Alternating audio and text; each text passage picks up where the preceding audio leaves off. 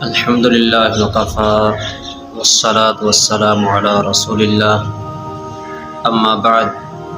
قال الله تبارك وتعالى في كتابه العزيز: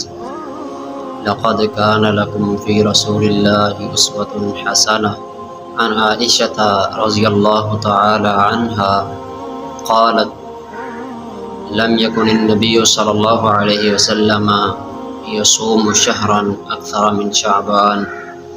فإنه كان يصوم شعبان كله. محترم ناظرین، شعبان کا مہینہ چل رہا ہے اور اس مہینے کے متعلق لوگوں کے اندر بہت ساری غلط فہمیاں پائی جاتی ہیں، بہت ساری خرافات پائی جاتی ہیں، تو میں نے سوچا کہ ان کے متعلق چند ایک گزارشات آپ کے سامنے رکھوں قرآن و سنت کی روشنی میں، تاکہ ہمیں پتہ چل سکے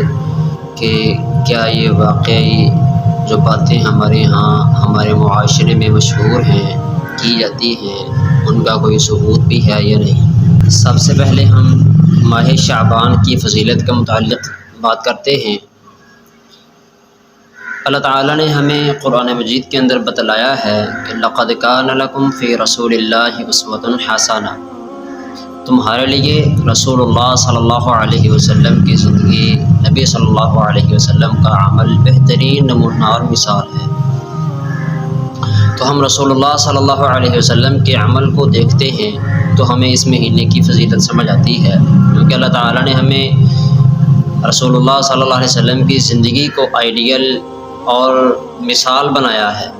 تو ہم آپ علیہ السلام کی زندگی کو ہی دیکھیں گے۔ تو حضرت اماں عائشہ صدیقہ طاہرہ مطہرہ رضی اللہ تعالی عنہا وہ فرماتی ہیں کہ نبی صلی اللہ علیہ وسلم شعبان سے زیادہ روزے کسی بھی مہینے میں نہیں رکھتے تھے، یعنی جب رمضان المبارک کا مہینہ گزر جاتا تھا تو اس کے علاوہ، یعنی رمضان تو مکمل روزوں کا مہینہ ہے نا، اس کے اندر تو روزے رکھنے ہی رکھنے ہیں، وہ فرض ہیں۔ یہ نفلی روزوں کی بات ہے، تو نفلی روزے جو ہیں وہ رسول اللہ صلی اللہ علیہ وسلم سب سے زیادہ اگر کسی مہینے میں رکھتے تھے تو وہ شعبان کا مہینہ تھا۔ فَإِنَّهُ كَانَ يَصُومُ شَعْبَانَ كُلَّهُ، فرماتی ہیں کہ رسول اللہ صلی اللہ علیہ وسلم شعبان کا مہینہ پورے کا پورا روزوں کے اندر گزار دیتے تھے، یعنی پورے کا پورا مہینہ روزوں کے ساتھ گزارنے کا مطلب یہ ہے کہ اکثر جو ہوتا تھا، اکثر اوقات آپ علیہ السلام اس مہینے کے اندر روزے کے ساتھ ہی ہوا کرتے تھے۔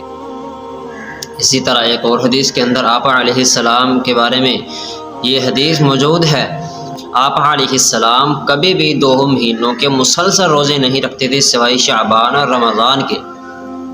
یعنی رمضان اور شعبان یہ 2 مہینے آپ علیہ السلام مسلسل روزے رکھتے رہتے تھے۔ تو مسلسل روزے رکھنے کا مطلب اس سے یہی سمجھ آتی ہے، اگر ہم اور احادیث کو ساتھ ملائیں، کہ آپ علیہ السلام اکثر روزہ ہی رکھا کرتے تھے، کبھی کبھی چھوڑ بھی دیتے تھے، لیکن اکثر روزے کے ساتھ ہوا کرتے تھے۔ تو یہ جو حدیثیں ہیں، یہ حدیثیں اس مہینے کی عظمت کے لیے کافی ہیں۔ تو اگر ہم ادھر یہاں پہ تھوڑا سا غور کریں تو ہمیں اس بات کی بھی سمجھ آتی ہے کہ ہمارے ہاں جو معروف ہے 15 شعبان کا روزہ، تو وہ یہاں پہ خاص نہیں ہے۔ کسی بھی صحیح حدیث کے اندر 15 شعبان کے روزے کا متعلق کوئی بات موجود نہیں ہے، اور جو روایات بیان کی جاتی ہیں سنن ابن ماجہ کے اندر یا سنن ابو داود کے اندر یا کوئی بھی دوسری تیسری روایات جو بیان کی جاتی ہیں، وہ روایات ضعیف ہیں، رسول اللہ صلی اللہ علیہ وسلم سے صحیح سند کے ساتھ ثابت نہیں ہیں۔ اور جو روایت رسول اللہ صلی اللہ علیہ وسلم سے ثابت نہ ہو تو اس کے اوپر عمل کیسے کیا جا سکتا ہے پھر؟ تو یہ جتنی بھی روایات آتی ہیں اس کے متعلق 15 شعبان کا روزہ ہو یا کوئی اور دوسرے تیسرے کام جو کیے جاتے ہیں، وہ اللہ کے رسول علیہ السلام سے ثابت نہیں ہیں۔ ہاں، اگر اس مہینے کے اندر اگر کوئی کرنے والا کام ہے تو وہ یہ ہے کہ اگر کسی کے روزے رہتے ہیں، اگر کسی کے فرضی روزے رہ گئے تھے، مثال کے طور پہ عورتوں کے رمضان المبارک کے روزے رہ جاتے ہیں، کوئی حیض کے اندر ہو، مینسز کے اندر یا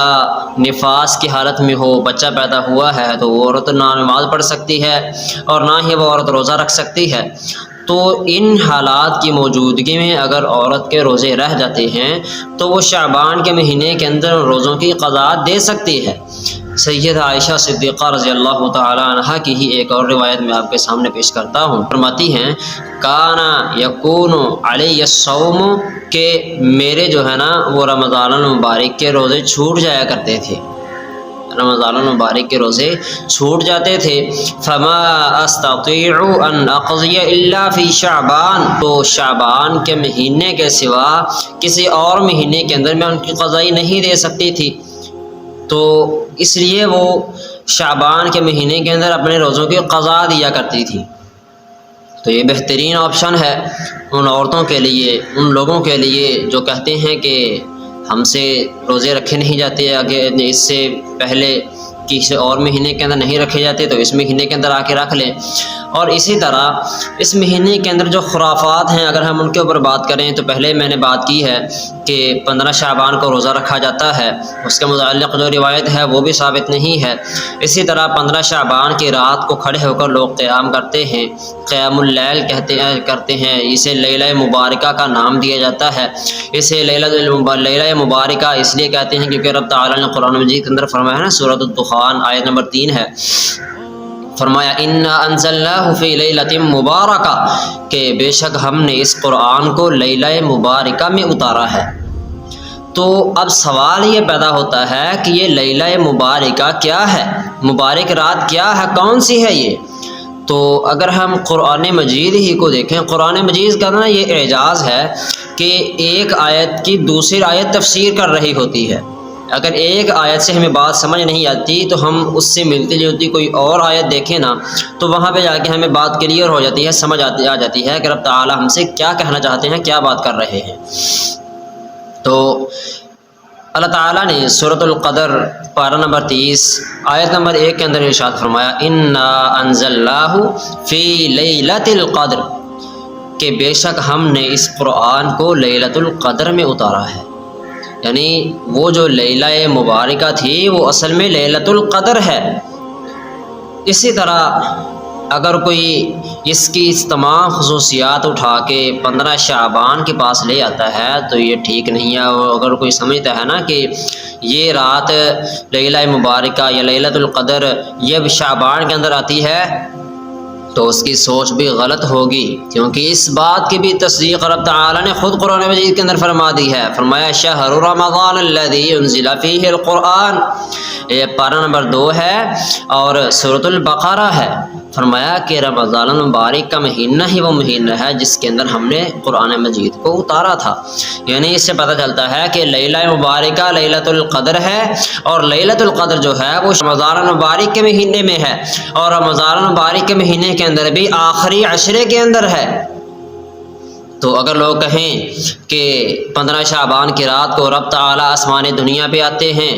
15 شعبان کی رات کو لوگوں کی تقدیریں لکھی جاتی ہیں، لوگوں کی روزیاں لکھی جاتی ہیں، عمریں بڑھائی جاتی ہیں، تو یہ جتنی بھی خصوصیات اٹھا کے یہاں پہ فٹ کی جاتی ہیں، یہ سارے کی ساری خصوصیات جو ہیں یہ تو لیلۃ القدر کے ساتھ ہیں، لیلۃ القدر کی خصوصیات ہیں یہ تو یہاں پہ اٹھا کے آپ ان کو کیسے لے آئے؟ تو اس لیے یہ جو کام کیا جاتا ہے یہ بدعت شمار ہوگا، اگرچہ یہ کتنا ہی خوبصورت کیوں نہ لگے، آپ بدعت آپ کو اچھی لگے گی، آپ کہیں گے کہ یہ بہت اچھا کام ہے، لیکن یاد رکھیے اگر جتنا مرضی اچھا لبادہ ہو اندر اس کے گندگی بری ہوئی ہو نا تو وہ اچھی نہیں ہوتی چیز۔ تو یہ ایسے ہی سمجھ لیجیے بدعت جو ہے وہ گمراہی ہے، کل بدعت ضلالہ وکل ضلالۃ فی النار۔ رب تعالیٰ کے پیارے پیغمبر علیہ السلام اپنے ہر خطبے کے اندر یہ ارشاد فرمایا کرتے تھے کہ کل بدعت ضلالہ، ہر بدعت گمراہی ہے، وکل ضلالۃ فی النار، اور ہر گمراہی جو ہے وہ آگ میں لے کر جانے والی ہے۔ اسی طرح رسول اللہ صلی اللہ علیہ وسلم نے فرمایا کہ جو بندہ اپنی طرف سے بات کرے، اپنی طرف سے کوئی نیا عمل گھڑ لے اور منسوب کر دے محمد صلی اللہ علیہ وسلم کی طرف، میری طرف، اور کہے کہ یہ نبی صلی اللہ علیہ وسلم کی حدیث ہے، آپ علیہ السلام نے یہ کہا ہے، یہ عمل کرنا ثواب کا کام ہے، تو یاد رکھیے دین اسلام مکمل ہے۔ اور جو بندہ ایسی کوئی بات نبی مکرم علیہ السلام کی طرف منسوب کرے گا، آپ علیہ السلام نے ارشاد فرمایا فَلْيَتَبَوَّأْ مَقْعَدَهُ مِنَ النَّارِ، اس بندے کا ٹھکانہ جہنم کے اندر تیار کر دیا جاتا ہے، جہنم کے تو جانے والا ہوتا ہے۔ اسی طرح ایک اور غلط فہمی جو ہمارے لوگوں کے اندر پائی جاتی ہے وہ یہ ہے کہ سارا سال اگرچہ ہم لوگ قبرستان کے اندر نہ جائیں، ہم اپنے پیاروں کو بھول جائیں، لیکن جو ہی شعبان کا مہینہ آتا ہے اور خاص طور پہ 15 شعبان آتی ہے تو ہم سبھی کے سبھی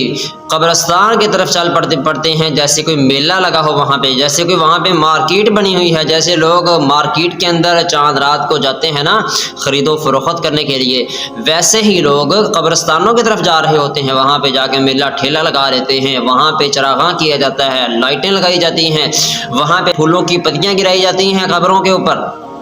پانی چھڑکا جاتا ہے، لائٹیں لگا کے اسے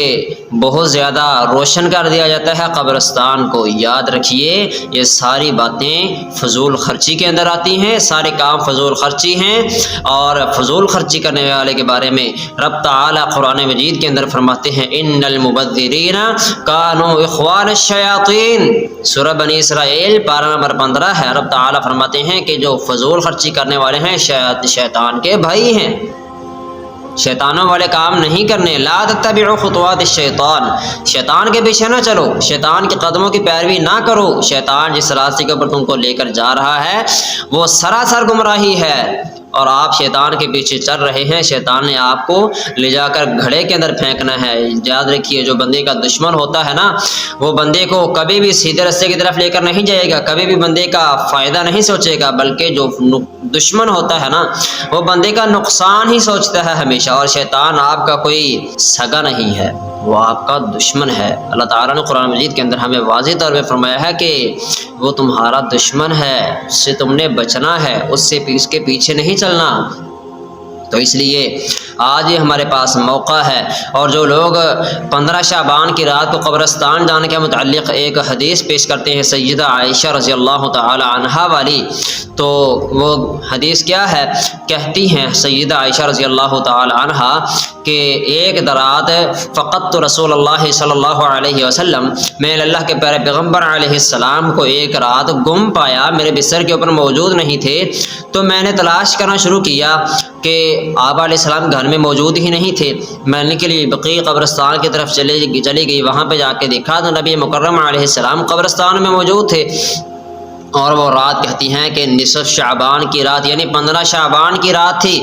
تو یہ جو حدیث ہے رسول اللہ صلی اللہ علیہ وسلم سے ثابت نہیں ہے۔ اس حدیث کو بنیاد بنا کر اگر کوئی بندہ یا کوئی عورت قبرستان جاتی ہے اسے باز آ جانا چاہیے، یہ سراسر خلاف سنت عمل ہے، اس کے اوپر عمل نہیں کرنا چاہیے۔ جو لوگ ان خرافات کے اندر پڑے ہوئے ہیں، اللہ تعالیٰ سے دعا ہے کہ اللہ تعالیٰ ان سب کو ان تمام خرافات سے نکل کر دین حق کو سمجھنے کی اور اس کے اوپر عمل کرنے کی توفیق عطا فرمائے۔ اما توفیقی الا باللہ۔